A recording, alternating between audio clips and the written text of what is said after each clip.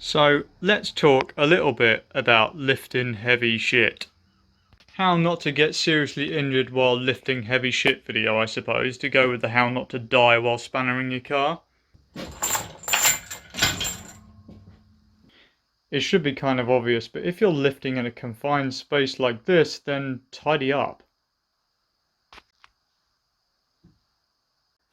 Because you don't want to be tripping over stuff, or if this falls, you don't want to be in a position where you can't get away from it.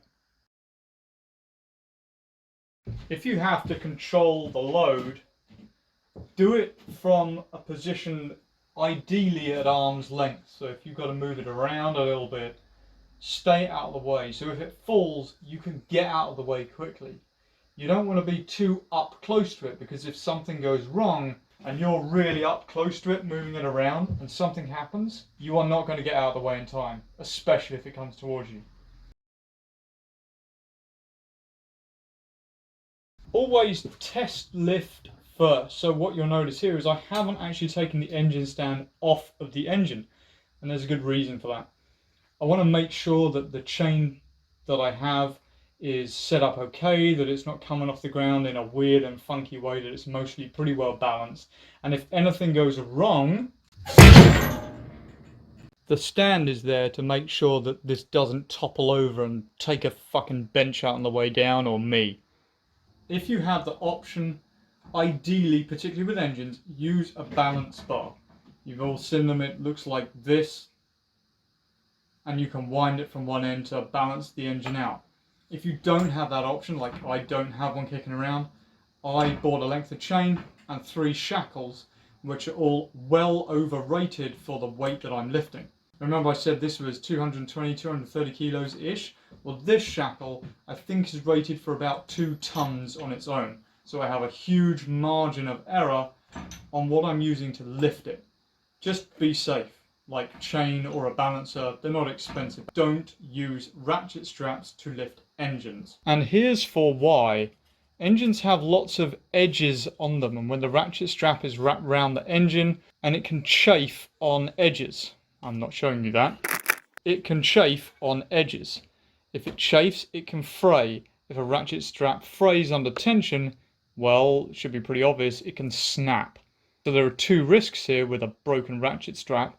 1, it's going to drop your load. 2, you might get hit in the face by a ratchet strap. So don't use ratchet straps to lift engines. Use lifting straps. They're made specifically for it. They're also pretty inexpensive.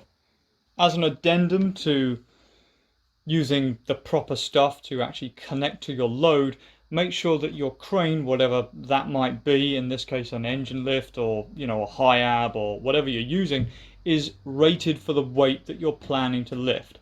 All engine cranes, and in fact high-abs usually, have load ratings based on the extension of the arm. So the further away from the base you get, the less you can lift. So I've actually overkilled it a bit. I've set it on the 500 kilogram mark. I'm in a confined space, so having it a little bit shorter gives me a bit more room.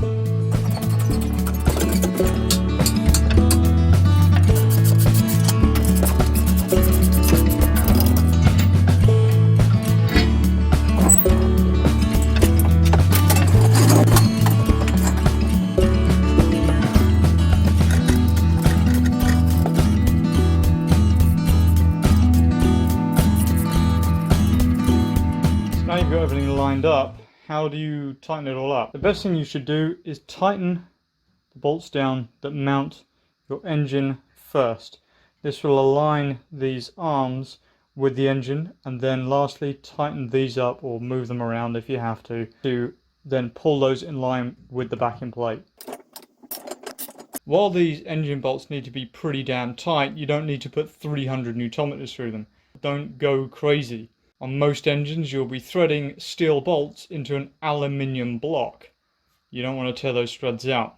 These ones you can really go to town on, and you should. It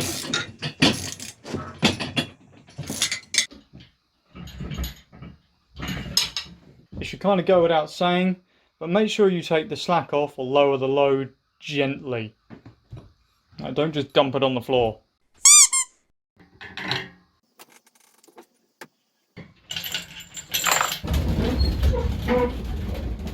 Most of this to most people will be common sense, except it isn't common sense, and people still lift stuff with ratchet straps and do it in really confined spaces with a bunch of crap all over the place that they can trip over on. Kind of like jacking up your car, just work slowly, be safe, and always have a big margin of safety behind you. Like, be able to get out of the way. That's kind of priority number one.